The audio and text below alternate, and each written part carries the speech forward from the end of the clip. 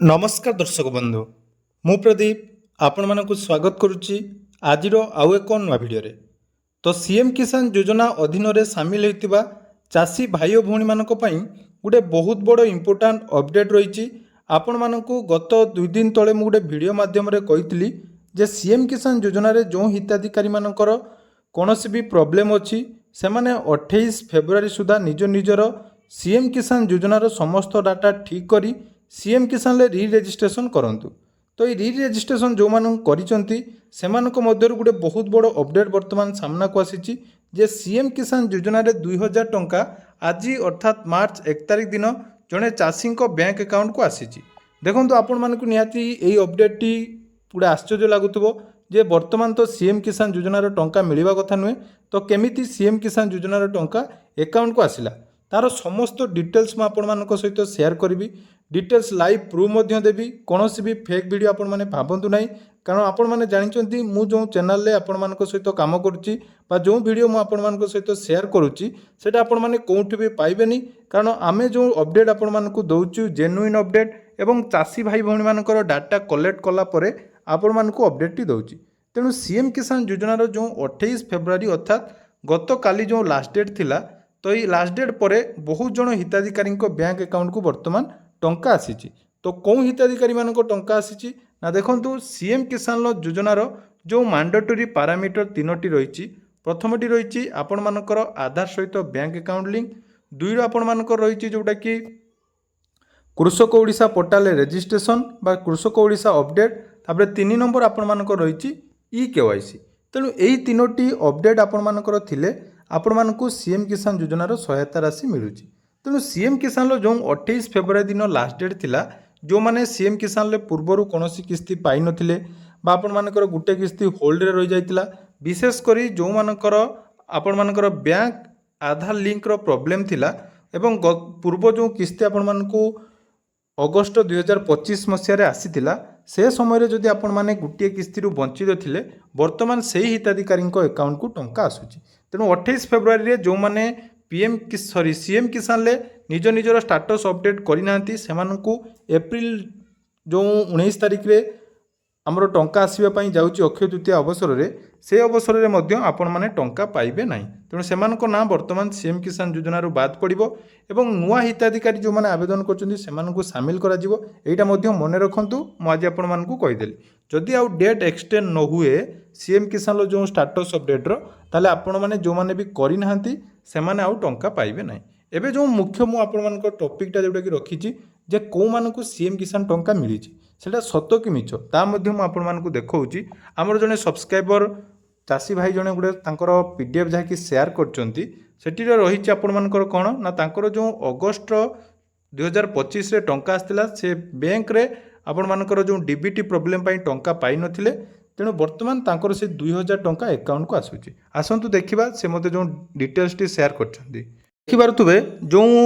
भाई आमर शेयर करचंती डाटाटा तांकर देखंतु लास्ट पेमेंट 1 मे 2025 जोटा कि स्टेट बैंक ऑफ इंडिया को टंका आसुला तांकर कोनोसी प्रॉब्लम नथिला से सबुथर टंका पाउथिले किंतु जो लास्ट टाइम जो टंकाटी आपण मानकर 28 अगस्त रे आसीची सेही पेमेंट तांकर कोन हितला देखंतु आधार बेस पेमेंट हितला किंतु से स्टाटस टी फेल हो जाइतला तार रीजन कौन ना रीजन ये देखाइला ना अकाउंट क्लोजर और ट्रांसफर अर्थात से जो स्टेट बैंक रे तांकर अकाउंट थिला कौनसी कारणरू तांकर स्टेट बैंक अकाउंट बंद होता से जहाँकि डाटा मध्य देइचंती मु सेही हिसाब रे आपण मानकु कहूची हुए तो आपण मानक मध्यरु मध्य किछि जनकर टंका आसीथिबो।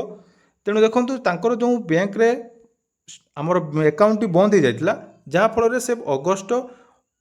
28 तारिख दिन जो पेमेंट मिलता सेटा से निज अकाउंट रे पाई नथिले तेणु से मो सहित मध्य कांटेक्ट करथिले मु तांको डिटेल्स कहितली बा से हमर वीडियो देखि काम करथिले तांकर जो आधार प्रॉब्लम थिला से तांकर नुआ बैंक अकाउंट रे डीबीटी टा एक्टिव करचंती एवं 28 फेब्रुआरी पूर्वरु तांकर ई डाटा क्लियर कर देइथिले। तेणु 28 फेब्रुआरी पर हुए तो वर्तमान जो डाटाबेस क्लियर होईची बा डाटा अपडेट होईची सेही कारणरू तांकर टंकाटी देखंतु एठी आसीची से मध्य तांकर ट्रांजैक्शन डिटेल्स मते पठेइचंती आपण माने देखि पारुथिबे आज जोटा कि 1 मार्च 2026 रे तांकर टंका आसीची एवं देखंतु सबुठार इंपोर्टेंट जोटा कि रहिची सीएम किसान एटी आपण माने भाबी पारुथिबे जे सीएम किसान टंका केमिति आसिला आपण माने जानिथिबे जो मानकर बैंक रे सर्वर इश्यू थाए सर्वर प्रॉब्लम थाए ଯେତେବେଳେ ପୋର୍ଟାଲଟି ଅପଡେଟ୍ ହୁଏ ସେଟା ଆପଣମାନଙ୍କର ପିଏମ୍ କିଷାନରେ ମଧ୍ୟ ଆମେ ବହୁତ ଥର ଦେଖିଛୁ, ସୁଭଦ୍ରା ଯୋଜନାରେ ମଧ୍ୟ ଆମେ ବହୁତ ଥର ଦେଖିଲୁ ଏବଂ ବର୍ତ୍ତମାନ ସିଏମ୍ କିଷାନରେ ମଧ୍ୟ ଆଗରୁ ଏମିତି ଆମେ ବହୁତ ଥର ଦେଖିଛୁ। ଯେଉଁମାନେ ନୂଆ ସେମାନଙ୍କୁ ଏଇଟା ନୂଆ ଲାଗିପାରେ, କିନ୍ତୁ ଆମେ ଏ ବିଷୟରେ ଜାଣିଛୁ ଯେହେତୁ ତାଙ୍କର ଡାଟାଟି ଆସିଲା ମୁଁ ଆପଣମାନଙ୍କ ସହିତ ସେୟାର କରୁଛି। ଦେଖନ୍ତୁ ତାଙ୍କର ଯେଉଁ ପେମେଣ୍ଟଟି ବର୍ତ୍ତମାନ କ୍ରେଡ଼ିଟ୍ ହେଇଛି ଟ୍ରାଞ୍ଜାକ୍ସନ୍ ଡିଟେଲ୍ସରେ କ'ଣ ଅଛି ନା ସିଏମ୍ କିଷାନ କଲ୍ଟିଭେସନ୍ ଟଙ୍କା ଆସିଛି ଏବଂ କେଉଁ ଆକାଉଣ୍ଟକୁ ଆସିଛି ତାଙ୍କର ନୂଆ ଯେଉଁ NSDL ପେମେଣ୍ଟ ବ୍ୟାଙ୍କ ସେ ଗୋଟେ ଖୋଲିଥିଲେ, ତ ସେଇଟା ତାଙ୍କ ଅଜାଣତରେ ସେ ଖୋଲିଥିଲେ କିନ୍ତୁ ସେଥିରେ DBT ଅଟୋମେଟିକ୍ ଯାହାକି ଆକ୍ଟିଭ୍ ହେଇଥିଲା, ତେଣୁ ପୁଣି ଥରେ ସେ ଭେରିଫାଇ କରିଥିଲେ DBT ଆକ୍ଟିଭ୍ ଅଛି ଏବଂ ଟଙ୍କା ଦେଖନ୍ତୁ କ୍ରେଡ଼ିଟ୍ ହେଇଛି କେତେ ଟଙ୍କା 2000 ଟଙ୍କା। ଏଇଠୁ ଆପଣମାନଙ୍କର ପୁରା କ୍ଲିଅର ହେଇଗଲା ଯେ ମୁଁ ଆପଣମାନଙ୍କୁ ଯେଉଁ ଅପଡେଟ୍ଟି ଦେଇଛି ଏଇଟା ଜେନୁଇନ୍ କି ନୁହେଁ। ଏମିତି ଅପଡେଟ୍ ଆପଣମାନେ କେଉଁଠି ବି ପାଇବେନି। ଯେଉଁମାନେ ଆମ ସହିତ ଯୋଡ଼ି ହୋଇ ରହିଛନ୍ତି, ଆମ ଟେଲିଗ୍ରାମ ଚ୍ୟାନେଲରେ ଅଛନ୍ତି, ଆମ ସହିତ ବାରମ୍ବାର କଣ୍ଟାକ୍ଟରେ ରହୁଛନ୍ତି, ଆମ ଭିଡ଼ିଓକୁ ସବସ୍କ୍ରାଇବ୍ କରିଛନ୍ତି ଏବଂ ସେମାନେ ନିଜ ନିଜର ମୁଁ କହିବା ଅନୁସାରେ ଯଦି ଡାଟା ଅପଡେଟ୍ କରିଛନ୍ତି, ଦେଖନ୍ତୁ ତାଙ୍କର ବର୍ତ୍ତମାନ 2000 ଟଙ୍କା ଆକାଉଣ୍ଟରେ କ୍ରେଡ଼ିଟ୍ ହେଇଗଲା। ଠିକ୍ ଏଇଭଳି ପ୍ରୋବ୍ଲେମ୍ ଆପଣମାନଙ୍କ ସହିତ ମଧ୍ୟ ଆଗକୁ ହେବା ପାଇଁ ଯାଉଛି। ଯେଉଁମାନେ ପୂର୍ବଥର କିସ୍ତି ଟଙ୍କା ପାଇଛନ୍ତି ବର୍ତ୍ତମାନ ସୁଦ୍ଧା ତାଙ୍କ ବ୍ୟାଙ୍କରେ ପ୍ରୋବ୍ଲେମ୍ ଅଛି, DBT ଆକ୍ଟିଭ୍ ହେଇନାହିଁ, କୌଣସି କାରଣରୁ DBT ପ୍ରୋବ୍ଲେମ୍ ହେଇଯାଉଛି, ସେମାନଙ୍କ ପାଇଁ ରିକ୍ୱେଷ୍ଟ ରହିବ ଆପଣମାନେ ସବୁବେଳେ ନିଜ ବ୍ୟାଙ୍କରେ DBT ଆକ୍ଟିଭ୍ କରନ୍ତୁ। ତା ପାଇଁ ମୁଁ ସବୁବେଳେ ବେଷ୍ଟ ଆକାଉଣ୍ଟ ଆପଣମାନଙ୍କୁ କହିଦେଇଛି ଇଣ୍ଡିଆ ପୋଷ୍ଟ ପେମେଣ୍ଟ ବ୍ୟାଙ୍କ। IPBରେ ଆକାଉଣ୍ଟଟି ଓପନ୍ କରିଦିଅନ୍ତୁ, ନୋ ଟେନସନ୍, ଆପଣମାନଙ୍କର ଟଙ୍କା ଅଟୋମେଟିକ୍ ଯାଇକି ଆକାଉଣ୍ଟକୁ ଆସିଯିବ। ତେଣୁ ଏଇ ଯେଉଁ ହିତାଧିକାରୀଙ୍କର ଆସିଲା ଏଇଭଳି ମଧ୍ୟ ଯଦି ଆପଣମାନଙ୍କର ଗୋଟେ କିସ୍ତି ପେଣ୍ଡିଂ ଥିବ ତାହେଲେ ଚେକ୍ କରନ୍ତୁ, ନିହାତି ଆପଣମାନଙ୍କ ଆକାଉଣ୍ଟରେ 2000 ଟଙ୍କା କ୍ରେଡ଼ିଟ୍ ହେଇଥିବ। ଏବେ ରହିଲା ଯେଉଁ 28 ତାରିଖ ଲାଷ୍ଟ ଡେଟ୍ ଥିଲା ଆମର ଅପଡେଟ୍ର ବା ସିଏମ୍ କିଷାନରେ ଯେଉଁମାନଙ୍କ ରି ରେଜିଷ୍ଟ୍ରେସନ୍ ଅପସନ୍ ଥିଲା ସେମାନେ ବର୍ତ୍ତମାନ କ'ଣ କରିବେ, ତାଙ୍କ ପାଇଁ ଆଉ ଡେଟ୍ ବଢ଼ିବ କି ନାହିଁ? ଦେଖନ୍ତୁ ତା ପାଇଁ ମୁଁ ଆପଣମାନଙ୍କୁ କହୁଛି ଯେ ବର୍ତ୍ତମାନ ସୁଦ୍ଧା ସିଏମ୍ କିଷାନର ଯେଉଁ ରି ରେଜିଷ୍ଟ୍ରେସନ୍କୁ ନେଇ କୌଣସି ଅପଡେଟ୍ ଆସିନାହିଁ। ପୂର୍ବଥର ଯେଉଁ ଲାଷ୍ଟ ଡେଟ୍ ଆପଣମାନଙ୍କର ଡିସେମ୍ବର 31 ଥିଲା ତାକୁ ବର୍ତ୍ତମାନ ଏକ୍ସଟେଣ୍ଡ କରି ଫେବୃଆରୀ 28 ତାରିଖ ପର୍ଯ୍ୟନ୍ତ କରାଯାଇଥିଲା, କିନ୍ତୁ ବର୍ତ୍ତମାନ ସୁଦ୍ଧା ବିଭାଗ ତରଫରୁ କୌଣସି ଅପଡେଟ୍ ଆସିନାହିଁ। ତେଣୁ ଯେଉଁମାନଙ୍କର ସେହିସବୁ ପ୍ରୋବ୍ଲେମ୍ ରହିଯାଇଛି ଏବଂ ଆପଣମାନେ ସର୍ଟ ଆଉଟ୍ କରିନାହାନ୍ତି, ହୁଏତ ଆପଣମାନଙ୍କୁ ଆଉ ସିଏମ୍ କିଷାନରେ ସୁଯୋଗ ନ ମିଳିପାରେ। ଯଦି ସରକାର ସେ ଡେଟ୍ ଏକ୍ସଟେଣ୍ଡ କରନ୍ତି ଆପଣମାନେ ପାଇପାରିବେ। ଏବେ ଦେଖନ୍ତୁ ଯେଉଁମାନଙ୍କର ଏଇ ଭିଡ଼ିଓଟି ଦେଖିଲା ପରେ ବିଶ୍ୱାସ ହେଉନଥିବ ଯେ ଟଙ୍କା ଆସୁଛି କି ନାହିଁ, ସେମାନଙ୍କୁ ମୋର କହିବା କଥା ଆପଣମାନେ ୱେଟ୍ କରନ୍ତୁ। ଆମ ଚ୍ୟାନେଲକୁ ଯଦି ପ୍ରଥମ ଥର ଆପଣମାନେ ଦେଖୁଛନ୍ତି ଟିକେ ପୁରୁଣା ଭିଡ଼ିଓ ଗୁଡ଼ିକ ଆପଣମାନେ ଚେକ୍ କରିଦେବେ, ସେଠି ମଧ୍ୟ ଏ ବିଷୟରେ ମୁଁ କହିଥିଲି ଯେ ଆପଣମାନେ କ୍ଲିଅର କରନ୍ତୁ 100% ଟଙ୍କା ପାଇବେ।